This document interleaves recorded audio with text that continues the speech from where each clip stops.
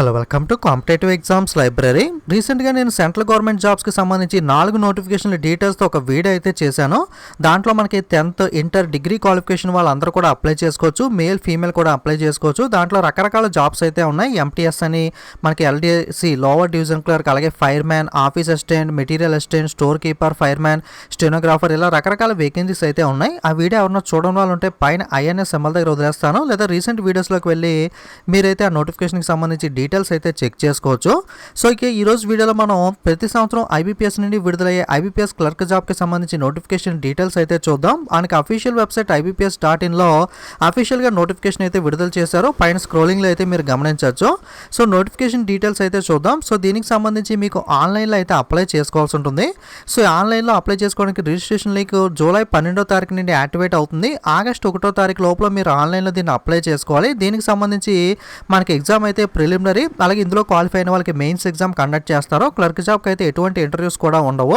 Preliminary exam అయితే August 28, 29, September 4వ తారీఖున కండక్ట్ చేస్తారు. మెయిన్స్ ఎగ్జామ్ అయితే అక్టోబర్ 31న అయితే ఉంటుంది.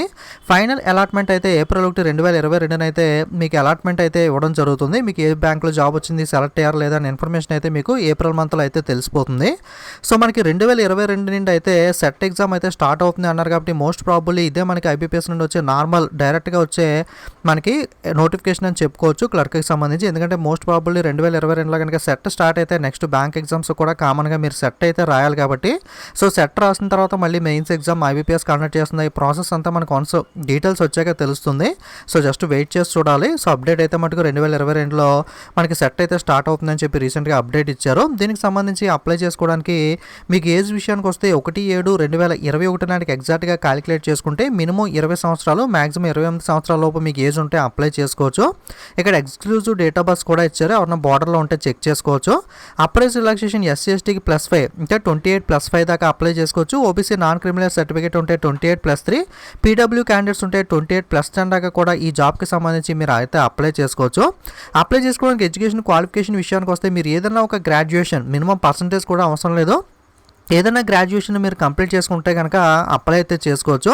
అలాగే కంప్యూటర్ లిటరసీ అనేది కూడా మీకు ఉండాలి. Operating and working knowledge and computer system is mandatory. Candidate should have certificate or diploma or degree in computer operation language, should have studied computer or information technology as one of the subject in high school, college and institute.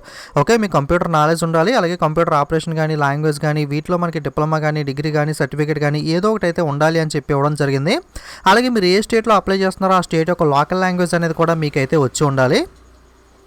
Examination pattern చూసుకుంటే మీకు preliminary exam English, numerical ability, reasoning లాంగ్వేజ్కి సంబంధించి conduct చేస్తారు. Individual sessional timing అయితే ఉంటుంది. 20 minutes each session అయితే ఉంటుంది. ఆ 20 minutesలో కేవలం మీకు ఆ సెషన్ మాత్రమే ఓపెన్ అవుతుంది. ఫర్ ఎగ్జాంపుల్ మీరు ఇంగ్లీష్ ఎగ్జామ్ స్టార్ట్ చేస్తే మీరు ఇంగ్లీష్ ఎగ్జామ్లో 30 questionsని 10 minutesలో ఆన్సర్ చేసినప్పటికీ కూడా మీకు వేరే సెషన్ ఓపెన్ అవ్వదు. 20 minutes మాత్రం కేవలం ఇంగ్లీష్ లాంగ్వేజ్ మాత్రమే ఓపెన్ అవుతుంది. ఇంగ్లీష్ కంప్లీట్ అయిన తర్వాత రిమైనింగ్ సెషన్స్ అయితే ఓపెన్ అవ్వడం జరుగుతుంది.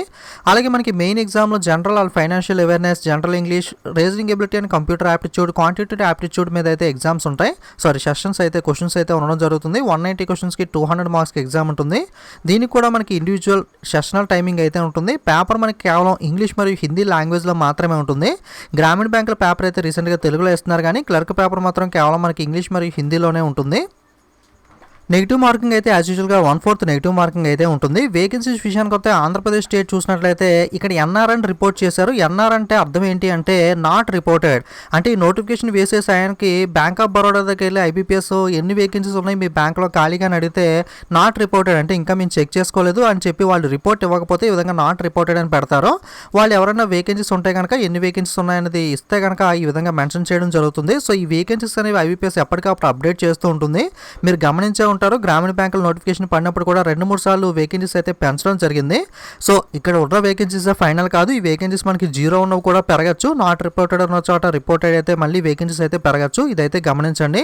ఉన్న వాటిలో యూనియన్ బ్యాంక్ ఆఫ్ ఇండియాలో అయితే ఎక్కువ వేకెన్సీస్ అయితే ఉన్నాయి. రీసెంట్గా మెర్జింగ్ అనేది కూడా జరిగింది కాబట్టి మనకి యూనియన్ బ్యాంక్ ఆఫ్ ఇండియాలో అయితే 248 వేకెన్సీస్ ఉన్నాయి. మిగతా అయితే పెద్ద చెప్పుకోదగ్గ వేకెన్సీస్ అయితే లేవు. బట్ ఇదైతే ఫైనల్ కాదు. వేకెన్సీస్ అయితే పెరిగే అవకాశం అయితే ఉంది. ఇదైతే గమనించండి. ఓకే, అలాగే తెలంగాణ స్టేట్కి సంబంధించి కూడా చాలా వరకు not reported single digit vacancies ఉన్నాయి. ఉన్న వాటిలో మనకి సేమ్ యాజ్ యూజువల్గా యూనియన్ బ్యాంక్ ఆఫ్ ఇండియాలో 205, అలాగే సెంట్రల్ బ్యాంక్ ఆఫ్ ఇండియాలో 34 వేకెన్సీస్ అయితే కాస్త కనబడుతున్నాయి. సో ఇవి కూడా మళ్ళీ అప్డేట్ చేసే అవకాశం అయితే ఉంది. ఎగ్జామినేషన్ సెంటర్ విషయానికి వస్తే ఆంధ్రప్రదేశ్లో చీరాల, చిత్తూరు, ఏలూరు, గుంటూరు, కడప, కాకినాడ, కర్నూలు, నెల్లూరు, ఒంగోలు, రాజమండ్రి, శ్రీకాకుళం, తిరుపతి, విజయవాడ, విశాఖపట్నం, విజయనగరం ఇందులో మీకు ఏది సెంటర్ కావాలంటే దాన్ని అయితే చూస్ చేసుకోవచ్చు ఆంధ్రప్రదేశ్ అప్లై చేసేటప్పుడు. అలాగే మెయిన్స్ ఎగ్జామ్ అయితే గుంటూరు, కర్నూలు, విజయవాడ, విశాఖపట్నంలో కండక్ట్ చేస్తారు. అదేవిధంగా మనకి తెలంగాణ స్టేట్కి సంబంధించి చూసుకున్నట్లయితే కనుక ఎగ్జామినేషన్ సెంటర్ విషయానికి వస్తే సో మనకి హైదరాబాద్, కరీంనగర్, ఖమ్మం, వరంగల్లో ప్రిలిమ్స్, అలాగే మెయిన్స్ వచ్చి హైదరాబాద్లో మాత్రమే కండక్ట్ చేయడం అయితే జరుగుతుంది. ఎగ్జామినేషన్ అప్లై చేయడానికి మీకు ఫీజు విషయానికి వస్తే SC, ST, PW, ex service man candidates అయితే ₹175, అలాగే మిగతా క్యాండిడేట్స్ అయితే ₹850 ఎగ్జామినేషన్ ఫీజు అయితే పే చేయాల్సి ఉంటుంది. సో ఎవరైతే అప్లై చేయాలనుకుంటున్నారో మీకు లింక్ డిస్క్రిప్షన్లో ఇస్తాను. నోటిఫికేషన్లో క్లియర్ కట్గా డీటెయిల్స్ అన్నీ కూడా ఉంటాయి. ఏ విధంగా అప్లై చేయాలి అవన్నీ కూడా మీరు చెక్ చేసుకున్న తర్వాత అప్లై అయితే చేసుకోండి. సో మీరు మోస్ట్లీ ఒక 1 వీక్ అలాగే వెయిట్ చేయండి, ఎందుకంటే మళ్ళీ నోటిఫికేషన్లో వేకెన్సీస్ పెంచుతారు కాబట్టి మీరు దాన్ని బట్టి ప్రిఫరెన్స్ పెట్టుకోవాలనుకుంటే కనుక ఒక 1 వీక్ వెయిట్ చేసిన తర్వాత అయితే అప్లై చేసుకోండి. ఎందుకంటే గ్రామీణ బ్యాంకులు కూడా మనకి ఆ విధంగా వేకెన్సీస్ అయితే అప్డేట్ చేశారు. లేదు మనకి వేకెన్సీతో మళ్ళీ నేను నార్మల్గా అప్లై చేసుకుంటాను అనుకుంటే మీరు ఎప్పుడైనా అయితే అప్లై చేసుకోవచ్చు. బట్ లాస్ట్ డేట్ దాకా మాత్రం వెయిట్ చేయకండి, 1-2 రోజులు ముందుగానే అప్లై చేయడానికి అయితే ప్రయత్నించండి. సో ఇది ఐబీపీఎస్ క్లర్క్కి సంబంధించిన నోటిఫికేషన్ డీటెయిల్స్ అనేవి మీ ఫ్రెండ్స్ అందరికీ కూడా వీడియో షేర్ చేయండి, వాళ్ళు కూడా ఇన్ఫర్మేషన్ అనేది తెలుసుకుంటారు. Okay, thank you.